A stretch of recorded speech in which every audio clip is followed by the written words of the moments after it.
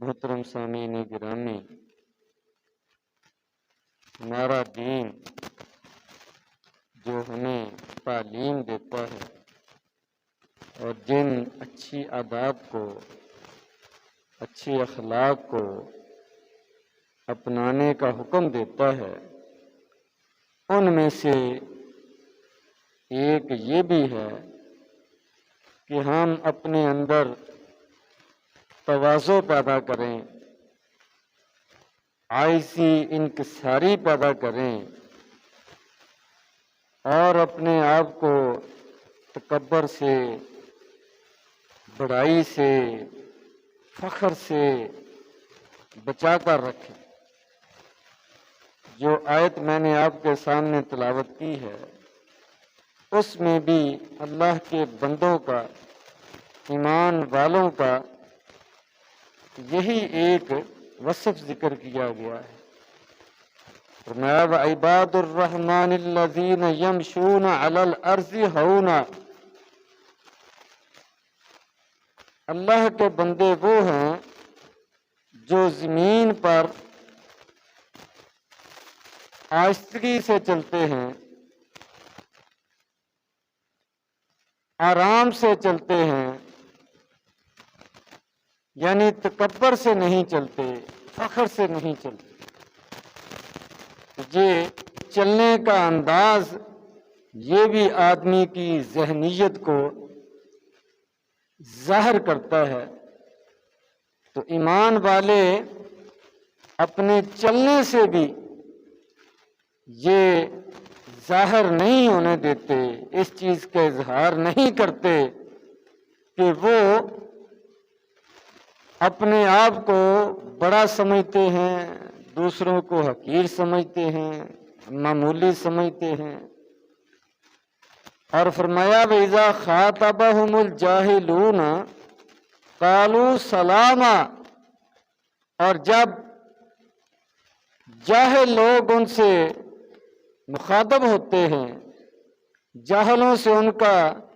سامنا پڑتا ہے، تو ان کے ساتھ الجھنے کی بجائے، لڑائی جھگڑے کی بجائے، وقت ضائع کرنے کی بجائے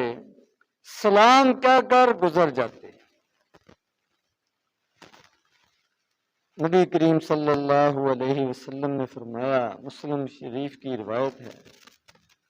ان اللہ اوحی الی ان تواضعوا حتی لا یفخر احد علی احد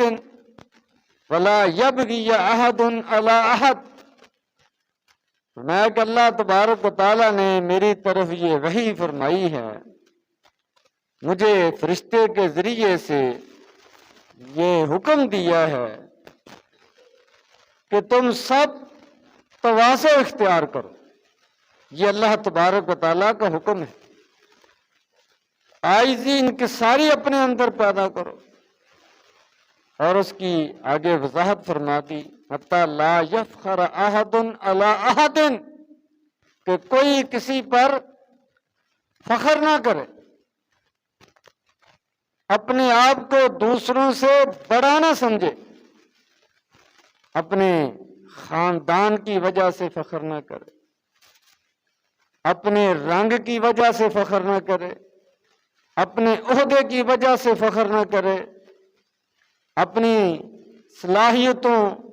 اور ہنر کی وجہ سے فخر نہ کرے،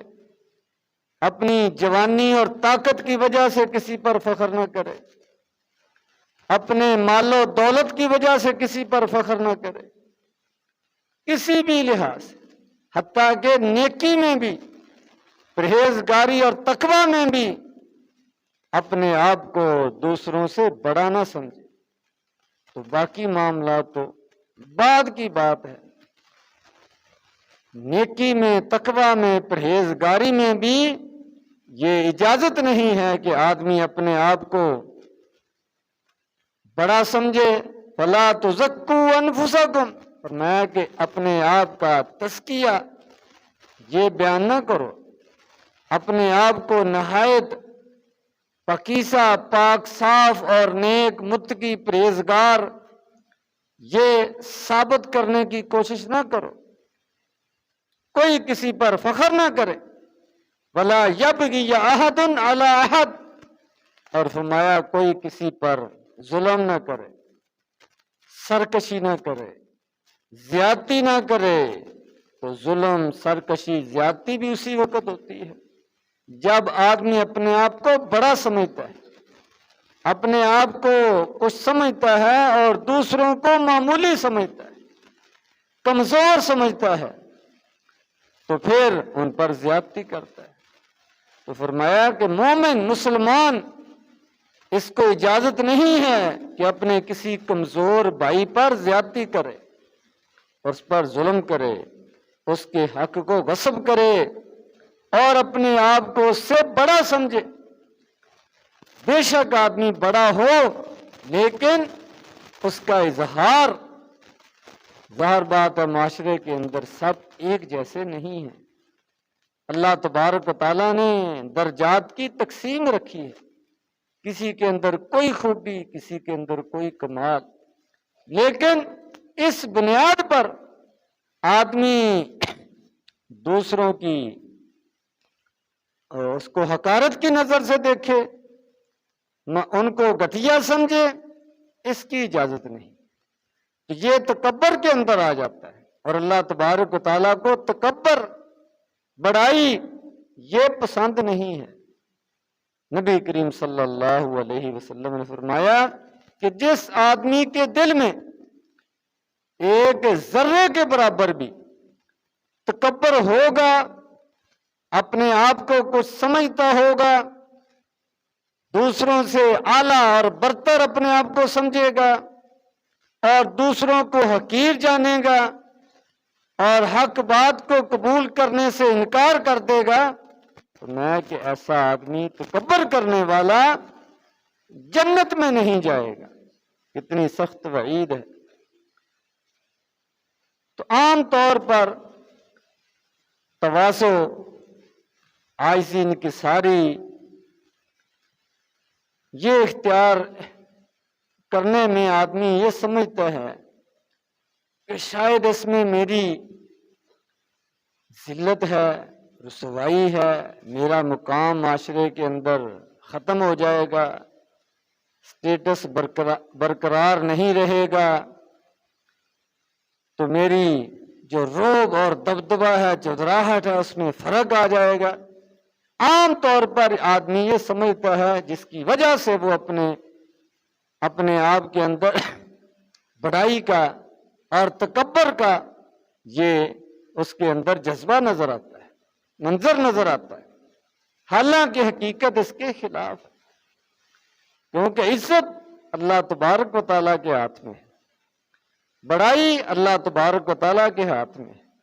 بلندی اللہ تبارک و تعالیٰ کے ہاتھ میں ہے، تو وہ اللہ کے حکموں کے اندر ہے، اللہ کی اطاعت فرما برداری کے اندر ہے۔ مسلم شریف کی روایت ہے، نبی کریم صلی اللہ علیہ وسلم نے فرمایا، ما نقصت صدقۃ من مال، صدقہ کرنے سے آدمی سمجھتا ہے کہ مال کم ہو جاتا ہے، فرمایا ایسے نہیں ہے، اللہ کے راستے میں خرچ کرنے سے مال میں کمی نہیں ہوتی، بلکہ اس کے اندر برکت پیدا ہوتی ہے، اس کے اندر اضافہ ہوتا ہے۔ اور فرمایا وما زاد اللہ عبدا بعفو الا عزا، کہ کسی کو معاف کرنے سے اللہ تبارک و تعالی انسان کی عزت کے اندر اضافہ کرتے ہیں۔ تو عام طور پر یہ تصور پایا جاتا ہے کہ میرے معاف کرنے سے، میرے پیچھے ہٹنے سے یہ میری عزت میں فرق آ جائے گا، میں ایسی بات نہیں۔ جو آدمی اللہ تبارک و تعالیٰ کا حکم سمجھ کر اپنے بھائی سے درگزر کرتا ہے، اس کو معاف کرتا ہے، اس کے ساتھ صلح کرتا ہے اور اپنی انا کو مارتا ہے، ختم کرتا ہے، فرمایا کہ اللہ تبارک و تعالیٰ اس کی عزت کے اندر اضافہ کرتے ہیں۔ اور فرمایا وما تواضع احد للہ الا رفعہ اللہ، اور جو آدمی بھی اللہ تبارک و تعالیٰ کی خاطر اللہ تبارک و تعالیٰ کا حکم سمجھ کر تواضع اختیار کرتا ہے، عاجزی انکساری اختیار کرتا ہے، اپنے آپ کو تکبر سے بچاتا ہے، کسی کو حقیر نہیں سمجھتا، سب کو اپنا بھائی سمجھتا ہے، خوش ہو کر ملتا ہے، ان کے ساتھ بیٹھتا ہے، تو میں کہ اللہ تبارک و تعالیٰ اس کو بلندیاں عطا فرمائے۔ تو تواضع میں، عاجزی انکساری میں فرمایا کہ حتک نہیں ہے، مقام گرتا نہیں ہے، بلکہ مقام بڑھتا ہے، عزت بڑھتی ہے، بلندیاں حاصل ہوتی ہیں۔ نبی کریم صلی اللہ علیہ وسلم سے بڑھ کر کس کا مقام اور درجہ ہو سکتا ہے؟ اس کے باوجود نبی کریم صلی اللہ علیہ وسلم نے ہمیشہ اپنے اندر انکساری، تواضع اس کو پیدا کیا ہے، اس کا خیال رکھا ہے۔ آپ کی تواضع انکساری احادیث کے اندر آپ کے فرامین کے ذریعے سے، مختلف واقعات سے وہ ظاہر ہوتی ہے جو ہمارے لیے اسوہ حسنہ ہے۔ لَقَدْ كَانَ لَكُمْ فِي رَسُولِ اللَّهِ أُسْوَةٌ حَسَنَةٌ، تمہارے لیے نبی کریم صلی اللہ علیہ وسلم کی ذات بہترین نمونہ ہے۔ جتنا مقام نبی کریم صلی اللہ علیہ وسلم کو اللہ تبارک و تعالیٰ نے عطا فرمایا ہے، اتنا کسی کو نہیں ملا۔ اس کے باوجود آپ کی زندگی نہایت سادگی والی، انکساری والی، تواضع والی تھی۔ دوسروں کے ساتھ معاملہ آپ کا نہایت محبت والا تھا۔ فتح مکہ کا واقعہ دیکھ لیں، اس پر غور کر لیں کہ اللہ تبارک و تعالیٰ نے کتنی بڑی فتح آپ کو نصیب فرمائی۔ آپ کی اصلی دشمن مکہ کے بڑے بڑے سردار وہ چھپنے پر، بھاگنے پر مجبور ہو گئے اور قیدیوں کی شکل میں آپ کے سامنے کھڑے ہیں، لیکن آپ نہایت تواضع کے ساتھ، عاجزی انکساری کے ساتھ آپ اپنے سواری پر سوار ہیں، اونٹنی پر سوار ہیں، اور آپ کا سر جھکا ہوا ہے۔ کوئی نعرے نہیں، کوئی تانے نہیں، کوئی دھمکیاں نہیں، کوئی چیز اس کا آپ نے اظہار نہیں کیا، اور نہ صحابہ کرام کو اجازت دی۔ بعض صحابہ کرام نے یہ کہا کہ آج خون کی ندیاں جو ہیں وہ بہیں گی، آج بدلہ لیا جائے، تو نبی کریم صلی اللہ علیہ وسلم نے ان کو روک دیا، ان کی تربیت فرمائی، ان کو سمجھایا کہ یہ نبی کریم صلی اللہ علیہ وسلم کی سیرت کا نہایت اہم پہلو۔ حتیٰ کہ نبی کریم صلی اللہ علیہ وسلم جب مسجد کے اندر یا کسی بھی مجلس کے اندر تشریف فرما ہوتے تو عام صحابہ کرام کے ساتھ بیٹھ جاتے، اپنے لیے مخصوص وہ بیٹھنے کی جگہ یہ آپ کو پسند نہیں تھی۔ عام آدمی جس نے پہلے آپ کو نہ دیکھا ہو، اس کو فیصلہ کرنا مشکل ہو جاتا تھا کہ نبی کریم صلی اللہ علیہ وسلم کون ہے۔ اس کو پوچھنا پڑتا تھا کہ میں نبی کریم صلی اللہ علیہ وسلم سے ملنے کے لیے آیا، ان سے ملاقات کرنی ہے، پھر اس کو بتایا جاتا کہ یہ سب کے اندر فلاں بیٹھے ہوئے ہیں، ان سے مل لو۔ یہ نبی کریم صلی اللہ علیہ وسلم کی تواضع تھی، عاجزی انکساری تھی۔ حتیٰ کہ نبی کریم صلی اللہ علیہ وسلم نے فرمایا کہ ہر نبی نے بکریاں چرائی ہیں، بکریاں لے کر وہ باہر جنگل میں جایا کرتے تھے، حتیٰ کہ میں بھی بکریاں چراتا رہا ہوں، باہر پہاڑوں پر کھلی فضاؤں میں لے کر جاتا رہا ہوں۔ یہ نبی کریم صلی اللہ علیہ وسلم بیان کرنے میں کوئی حد تک نہیں سمجھ رہے، فخر کے ساتھ بیان کر رہے ہیں۔ اتنی سادہ زندگی نبی کریم صلی اللہ علیہ وسلم نے گزاری ہے، حتیٰ کہ آپ کی تعلیم یہ ہے، حکم یہ ہے، ادب یہ ہے کہ چھوٹی عمر کا بڑی عمر والے کو سلام کرنے میں پہل کرے، پہلے سلام کہے۔ لیکن یہ تو ایک آپ نے انداز بتا دیا، ادب بتا دیا، لیکن اگر کوئی بچہ اس چیز کا خیال نہ رکھے تو پھر بڑے کو وہ پہل کرنی چاہیے۔ نبی کریم صلی اللہ علیہ وسلم کا اپنا یہ معمول تھا، بخاری شریف کی روایت، کہ جب آپ بچوں کے پاس سے گزرتے تو آپ ان کو پہلے سلام کہہ دیتے، گویا کہ یہ آپ کی تواضع انکساری بھی تھی اور ایک تربیت کا انداز بھی تھا کہ سلام کو عام کرنا چاہیے، ہر ملنے والے کو سلام کہنا چاہیے۔ انس رضی اللہ تعالیٰ عنہ بیان کرتے ہیں کہ نبی کریم صلی اللہ علیہ وسلم کبھی ہمارے گھر تشریف لاتے تو میرا ایک چھوٹا سا کہتے بھائی تھا جس نے ایک پرندہ پالا ہوا تھا، تو آپ اس سے آ کر اس کا حال احوال پوچھتے اور اس کے پرندے کے بارے میں اس سے باتیں کرتے، اس کو پوچھتے یا ابا عمیر ما افعال النغیر، ابو عمیر اس کی نام تھا، کنیت تھی، اس کو کہتے کہ تمہارے پرندے کا کیا حال ہے؟ وہ ایک دفعہ اڑ گیا تو پھر آپ ہمیشہ اس کو پوچھتے کہ وہ کدھر گیا۔ تو گویا کہ چھوٹے بچوں کے ساتھ آپ بات کرنا، سلام پہلے کہنا، ان سے ہنسی مذاق کرنا، ان کو خوش کرنا، یہ اپنی شان کے خلاف نہیں سمجھتے۔ حالانکہ جو اللہ تبارک و تعالیٰ نے آپ کو مقام اور مرتبہ عطا فرمایا تو دنیا کے حساب سے اس طرح کسی کو کوتا مل جائے، تو چار پیسے اس کے پاس آ جائیں تو وہ کسی کو کچھ نہیں سمجھتا۔ یہ اسلام کی تعلیم نہیں ہے۔ اسلام کی تعلیم یہ ہے کہ آدمی اپنے آپ کو انسان سمجھے، انسانیت کے دائرے میں رہے اور اپنی حقیقت سے غافل نہ ہو۔ حقیقت انسان کی یہی ہے تو کوئی پتہ نہیں ہے کب وہ سانس بند ہو جائے اور سارے عہدے، ساری مال و دولت، ساری جوانی اور حسن ایک منٹ میں ختم ہو جائے۔ اس لیے کبھی بھی ان چیزوں کے گمانڈ میں آ کر، تکبر میں آ کر اپنے آپ کو بڑا نہیں سمجھنا چاہیے اور پھر دوسروں کو حقیر نہیں سمجھنا چاہیے۔